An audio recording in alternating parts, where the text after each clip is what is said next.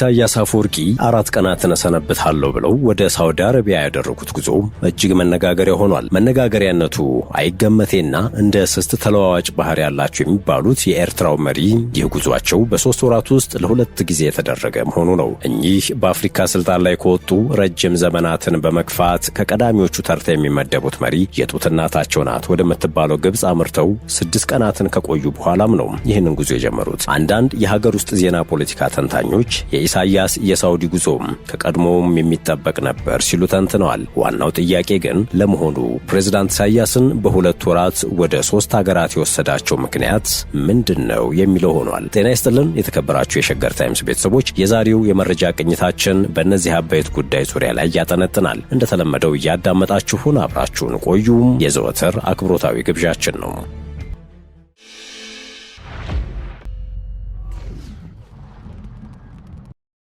የኤርትራ ማስታወቂያ ሚኒስቴር ይፋ እንዳደረገው ከሆነ ፕሬዝዳንት ኢሳያስ አፈወርቂ ትላንት እኩለ ቀን ሳውዲ አረቢያ ገብተዋል።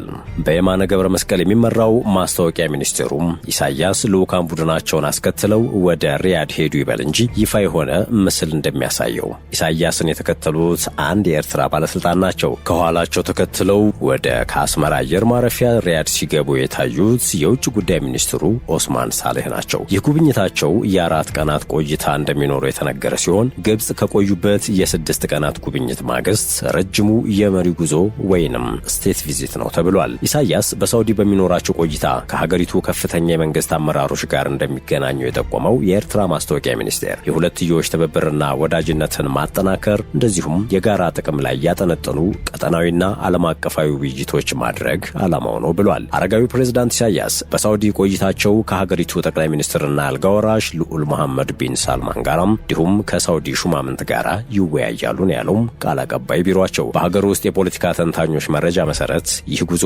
የሚጠበቅ ነበር ተብሏል። ምክንያቱ ደግሞ ኢሳያስ ከኢትዮጵያ ጋር ቁርሾ ውስጥ ከገቡ በቀጥታ የሚያደርጉት የሱዳንን ምዕራባዊ ግዛት መጎብኘት፣ ወደ ግብጽ ካይሮ መሄድና ቀናትን የፈጀ ጉዞ ማድረግ፣ እንደዚሁም ወደ ሳውዲ አረቢያና ኳታር የመሳሰሉ ሀገራት ማምራት ነው። ከነዚህ መካከል የዛሬውን የሳውዲ ጉዞ ጨምሮ ከኳታር በስተቀር ሁሉንም አድርገውታል። ዓላማቸውም ድጋፍ ማሰባሰብ ነው ተብሏል። ድጋፉ ለምንድን ነው? ሚዛን የሚደፉት መከራከሪያዎች በጎረቤታቸው ኢትዮጵያ ላይ ለመሰንዘር የሚያቅዱትን ሁሉን አይነት ጥቃት አሊያም ከ4 ኪሎ ይመጣብኛል ብለው ለፈሩት ጠብሰቅ ያለ ዘመቻ የድረሱልን ጥሪም ሊሆን የሚችልበት እድል ሰፊ ነው ብለዋል። ከኢትዮጵያ ጋር እየተካሰሱ ያሉት የኤርትራው ፕሬዝዳንት ኢሳያስ አፈወርቂ በዙሪያቸው ካሉ ሀገራት ጋር ያላቸውን ግንኙነት በማጠናከር በ2 ወራት ውስጥ 3ኛውን ይፋዊ ጉብኝታቸውን ነው በሳውዲ አረቢያ ለማድረግ ሪያድ የገቡት። ከጠቅላይ ሚኒስትር አብይ አህመድ ወደ ስልጣን መምጣት በኋላ ዋነኛ የተደጋጋሚ ጉብኝታቸው መዳረሻ ከነበረችው ኢትዮጵያ ጋር ሆድና ጀርባ የሆኑት ኢሳያስ አፈወርቂ ፊታቸውን ወደ ሌሎች ሀገራት ካዞሩ በርካታ ወራት ተቆጥረዋል። የፕሬዝዳንት ኢሳያስ የሳውዲ ጉዞ ከተለመደው የሁለትዮሽ የጋራ ጉዳዮች ባሻገር በውስጡ ምን እንደያዘ ባይጠቅስም ለኤርትራም ለኢትዮጵያም ወዳጅ የሆነችው ሳውዲ አረቢያ በተፈጠረው ውጥረት ዙሪያ ተጽዕኖ ሊኖራት ይችላል። በአውሮፓውያኑ 2018 በፕሬዝዳንት ኢሳያስና በጠቅላይ ሚኒስትር አብይ መካከል በሳውዲ አማካኝነት የተፈረመውን ስምምነት የሚያስታውሱት የአፍሪካ ቀንድ ጉዳዮች ተንታኙ አብዱራህማን ሰኢድ አቡ ሐሺም ግምታቸውን ያስቀምጣሉ። ከፕሬዝዳንት ኢሳያስ ጉብኝት ጋር ሳውዲ የተበላሸውን የኢትዮጵያና የኤርትራ ግንኙነትን ለማሻሻል ከዚህ በፊት የተፈረመው ግንኙነት የሚያንሰራራበት እድል የሚኖር ከሆነ ሊመለከቱ ይችላሉ ይላሉ። The Jeddah peace agreement signed today before the custodian of the 2 holy mosques is a historic milestone for the peoples of Ethiopia and Eritrea.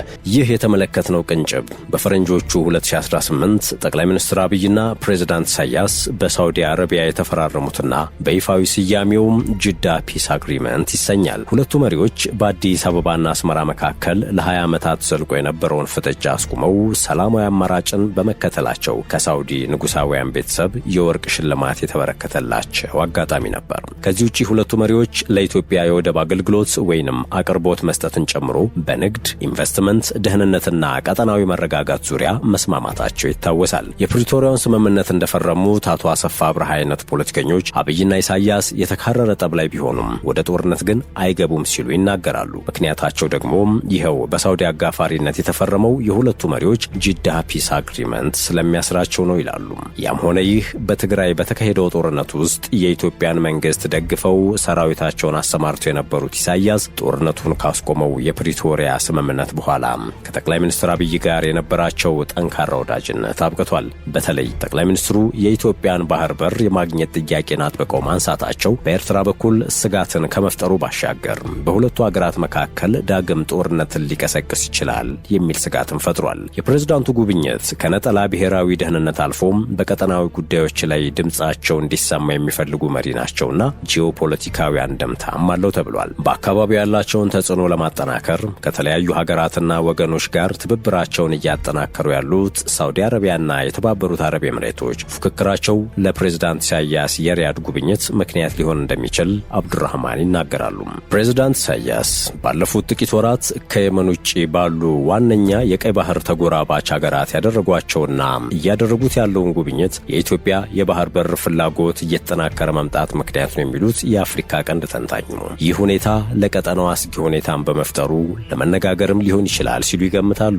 በኤርትራና በኢትዮጵያ መካከል ያለው ውጥረት ከዛሬ ነገ ሊፈነዳ ይችላል የሚል የጦርነት ስጋት ፈጥሯል። በተለይም በሁለቱ ሀገራት መካከል ያለው ፍጥጫ በዚህ ዓመት እየጠነከረ መጥቷል። እምብዛም ለተደጋጋሚ ጉብኝት ከኤርትራ የመውጣት ልምድ የሌላቸው ፕሬዝዳንት ኢሳያስ አፈወርቂ ባለፉት 2 ወራት ውስጥ ግን 3 ጉብኝቶችን በቀይ ባህር ዙሪያ ባሉ ሀገራት ውስጥ አድርገዋል። እነዚህም ሀገራት ግብጽ፣ ሱዳንና ሳውዲ አረቢያ ሲሆኑ ሁሉም እንደ ኤርትራ ሁሉ በቀጥታም ሆነ በተዘዋዋሪ ኢትዮጵያ በቀይ ባህር በኩል ድርሻ እንዳይኖራት የሚፈልጉ ሀገራት አሊያም ኃይሎች ናቸው። እንዲሁም ሀገራቱ ተመሳሳይ አቋም የሚያንጸባርቀው የቀይ ባህር ትብብር መድረክ አባላት ናቸው። በሀገሪቱ የማስታወቂያ ሚኒስቴር በኩል በማህበራዊ ሚዲያዎች ላይ የሚተላለፉት መልእክቶች እንደሚያመለክቱት ሁሉም የፕሬዝዳንት ኢሳያስ ጉብኝቶች በተቀባይ ሀገራት መሪዎች ግብዣ የተደረጉ እንደሆኑ ነው። በጉብኝቶቹም ከሀገራቱ መሪዎች ከፍተኛ ባለስልጣናት ጋር ውይይቶች መደረጋቸው በጥቅል ከመገለጹ ውጪ ዝርዝር ሁኔታዎች አይገለጹም። ህዳር 30 2018 ዓመተ ምህረት ፕሬዝዳንት ኢሳያስ በህዳር የመጨረሻ ዕለት ለጉብኝት ከአስመራ የወጡት የመካከለኛው ምስራቅ ሀያል ሀገርና ከቀይ ባህር ባሻገር ወደምትገኘው ሳውዲ አረቢያ ነው። በሀገሪቱ ንጉሥ ሳልማን ቢን አብዱል አዚዝ አልሳዑድ ግብዣ ለ4 ቀናት ይደረጋል የተባለው የፕሬዝዳንቱ የሥራ ጉብኝት በሁለቱ ሀገራት ከፍተኛ ባለሥልጣናት መካከል በሁለትዮሽ እንዲሁም የጋራ በሆኑ ቀጠናዊና በዓለም አቀፋዊ ጉዳዮች ላይ ውይይት እንደሚደረግ ተገልጿል። በተጨማሪም ፕሬዝዳንት ኢሳያስና ልዑካቸው ሀያሉን የሳውዲ ልዑል አልጋ ወራሽና ጠቅላይ ሚኒስትር የሆኑትን ሙሐመድ ቢን ሰልማንና ከፍተኛ የሀገሪቱን ባለስልጣናት በቆይታቸው ወቅት እንደሚያገኙ ይጠበቃል። በቅርቡ የወጡ ሪፖርቶች ሳውዲ አረቢያ ኢትዮጵያ የይገባኛል ጥያቄ ባነሳችበት በአሰብ ወደብ ላይ ኢንቨስት እንድታደርግ ኤርትራ ጥያቄ ማቅረቧን ሲያመለክቱ ነበር። ምጣኔ ሀብቷን ከነዳጅ ጥገኝነት ለማላቀቅ ኢኮኖሚክ ኤክስፓንሽን በሚል መርሆ የተለያዩ እቅዶችን ይዛ እየሰራች ካለችው ሳውዲ በኩልም በአፍሪካና በቀይ ባህር ላይ ያላትን የምጣኔ ሀብት ተጽዕኖ ለማስፋት በአሰብ ላይ ፍላጎት እንዳላት ይነገራል። ምናልባትም በዚህ የፕሬዝዳንት ኢሳያስ ጉብኝት ወቅት በሁለቱ ሀገራት በኩል በአሰብ ላይ ያለውን እቅድ በተመለከተ ውይይትና ስምምነት ሊፈረም ይችላል። በዚህ ደግሞ በኢትዮጵያ በኩል በጥብቅ እየተራመደ ካለው የባህር በር የማግኘት ፍላጎት ጋር በተያያዘ ከተነሳው ውዝግብ ውስጥ ሳውዲ አረቢያ ልትገባ ትችላለች ነው የተባለው። ህዳር 20 2018 ዓመተ ምህረት ፕሬዝዳንት ኢሳያስ በህዳር 20 2018 ዓመተ ምህረት ለጉብኝት ያቀኑት 3 ዓመት ሊሞላው በተቃረበ የእርስ በርስ ጦርነት ውስጥ ወደምትገኘው ሱዳን ነበር። ግብዣውም መጣ የተባለው ከሱዳን ጦር ኃይሎች አዛዥ ከጄኔራል አብዱል ፈታህ አልቡርሃን ነው። በጄኔራል ሐምዳን ዳጋሎ ከሚመራው ፈጥኖ ደራሽ ኃይል ጋር እየተፋለሙ ያሉት ጄኔራል አልቡርሃን ኢሳያስን የተቀበሉት ጥቃት ሽሽት መቀመጫቸው ባደረጓት የወደብ ከተማ በሆነችው ፖርት ሱዳን ውስጥ ነው። ጄኔራሉም በህዳሴው ግድብ ምክንያት ከግብጽ ጋር ወግነው ኢትዮጵያን የሚቃወሙ ናቸው። እየተካሄደ ባለው የእርስ በርስ ጦርነት ውስጥ ደግሞ ፈጥኖ ደራሽ ኃይሉን ትደግፋለች ከምትባለው የተባበሩት አረብ ኤምሬቶች ጋር ኢትዮጵያ ባላት ወዳጅነት ምክንያትም ደስተኛ አይደለችም። ከሱዳን መሪዎች ጋር የቆየ ወዳጅነት ያላት ኤርትራ ለጦር ሰራዊቱ ግልጽ ድጋፍ አላት። የፕሬዝዳንት ኢሳያስ ጉብኝት የጄኔራል አልቡርሃን ኃይሎች ወሳኝ በሆነው የምዕራብ ሱዳን ግንባር ኤልፋሸር ውስጥ ሽንፈት በገጠማቸው ወቅት ነበር። ፕሬዝዳንት ኢሳያስና ልዑካቸው በፈጥኖ ደራሽ ኃይሎች በተደጋጋሚ የድሮን ጥቃት ወደ ተመታችው ፖርት ሱዳን ያቀኑት በመኪናም ተጉዘው እንደነበረ ተገልጿል።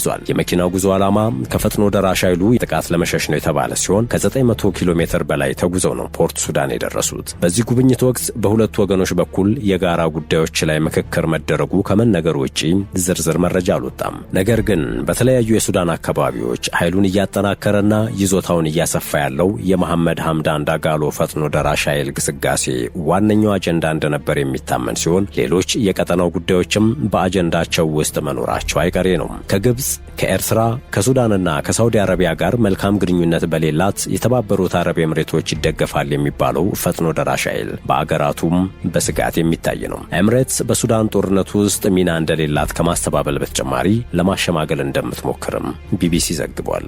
ጥቅምት 21 2018 ዓመተ ምህረት ፕሬዝዳንት ኢሳያስ ኤርትራ ከኢትዮጵያ ጋር ያላት ግንኙነት ከተበላሸ በኋላ በታላቁ ህዳሴ ግድብ ምክንያት ከኢትዮጵያ ጋር ከምትወዛገበው ግብጽ ጋር ወዳጅነታቸውን አጠናክረዋል። በተደጋጋሚ ወደ ግብጽ ከማቅናታቸው በተጨማሪ ፕሬዝዳንት አልሲሲም ወደ አስመራ ሄደው ሶማሊያን የጨመረ የኢትዮጵያ ተቀናቃኝ ትብብር መመስረታቸው ይታወሳል። በዚህ ሁለት ወርም ፕሬዝዳንት ኢሳያስ ረዘም ላለ ቀናት የቆየ ጉብኝት በግብጽ ውስጥ አድርገዋል። ጥቅምት 21 2018 ዓመተ ምህረት የተጀመረው ጉብኝቱ ለ5 ቀናት ቆይቶ ነበር። የውጭ ጉዳይ ሚኒስትራቸውን አስከትለው ነበር የተጓዙት። በፕሬዝዳንት አልሲሲ ግብዣ የተካሄደ ነው በተባለው በዚህ ጉብኝት ላይ ሁለቱ መሪዎች ያላቸውን የሁለትዮሽ ግንኙነት በማጠናከር እንዲሁም በቀጠናዊና ዓለም አቀፋዊ ጉዳዮች ላይ ውይይት ከማድረጋቸው በተጨማሪ ኢሳያስ በግዙፉ የግብጽ ብሔራዊ ሙዚየም ምረቃ ላይ ታድመው ነበር። በጉብኝቱ ማብቂያ ላይ ከፕሬዝዳንት አልሲሲ ጽሕፈት ቤት የወጣ መግለጫ ደግሞ በሁለቱ ፕሬዝዳንቶች ውይይት ወቅት ግብጽ የኤርትራ ሉዓላዊነትና የግዛት አንድነት ለመደገፍ ቁርጠኛ መሆኗን በመግለጽ በተዘዋዋሪ የባህር በር ጥያቄ እያነሳች ላለችው ኢትዮጵያ መልእክት ተላልፏል። ይህ ኢትዮጵያ ወደ ቀይ ባህር እንዳትገባ የሚለው የግብጽ ኤርትራና ሳውዲ አረቢያ ዓላማ አንድ አካል ሲሆን እግረ መንገዳቸውንም አሰብ ወደብ በኢትዮጵያ እጅ ገብቶ ማየት አንፈልግም የሚል መልእክት የተላለፈበት እንደነበር ነው የሚነገረው። ይህ ብቻ አይደለም። በአባይ ውሃ ፖለቲካ በኢትዮጵያ የተሸነፈችው ግብጽ ቀጣዩ የጦርነት ሜዳ ቀይ ባህር ይሆናል የሚል ፖሊሲ ከቀየሰች ሰነባብታለች። ይህ ፖሊሲ ኢንሰርክልመንት ኢትዮጵያ ወይም ኢትዮጵያን መክበብ የሚል ሲሆን ግብጽ ሁሉንም የኢትዮጵያ ጎረቤቶች በሁሉም አይነት ስምምነቶች አስሮ የመያዝና ኢትዮጵያን በመልክዓ ምድር ቆልፎ የማስቀረት ስትራቴጂዋ ነው። በዋናነት ግን ኤርትራና ጅቡቲን በኢትዮጵያ ላይ ማስነሳት፣ ግብጽ ለኢትዮጵያ የወደብ አገልግሎት ቀርቦ የነበረውን የታጁራ ወደብን፣ ሳውዲ አረቢያ ደግሞ የአሰብ ወደብን መቆጣጠርና የጦር ቤዝ መገንባት የመጨረሻ ዓላማው ነው ተብሎ እየተነገረ ነው። ኢሳያስ 6 ቀናትን በካይሮ፣ 3 ቀናትን በፖርት ሱዳን፣ 4 ቀናትን ደግሞ በሪያድ ሲቆዩ ቁልፍ የምክክር ነጥቦች እነዚህ ይሆናሉ ተብሏል። የተከበራችሁ የሸገር ታይምስ ቤተሰቦች የዕለቱ የመረጃ ቅኝታችን አበቃ።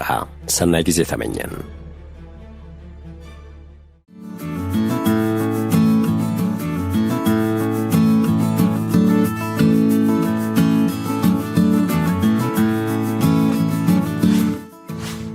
ሸገር ታይምስ ሚዲያን ሰብስክራይብ በማድረግና ደወሉን በመጫን ይከተሉን።